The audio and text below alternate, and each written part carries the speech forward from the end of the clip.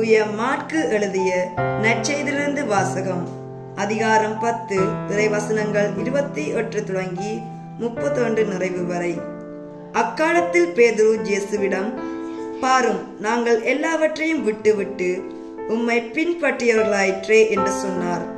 அதற்கு இயேசு, உறுதியாக உங்களுக்கு சொல்கிறேன், என் பொருட்டும் நற்செய்தியின் பொருட்டும் வீடுகளையோ சகோதரர்களையோ சகோதரிகளையோ தாயையோ தந்தையையோ பிள்ளைகளையோ இளன்புலன்களையோ விட்டுவிட்ட எவரும் இன்மையில் 100 மடங்காக வீடுகளையும் சகோதரர்களையும் சகோதரிகளையும் தாயையும் நிலப்புலன்களையும் இவற்றோடு கூட இன்னல்களையும் மறுமையில் நிலைவாழ்வையும் பெறாமல் போகார்.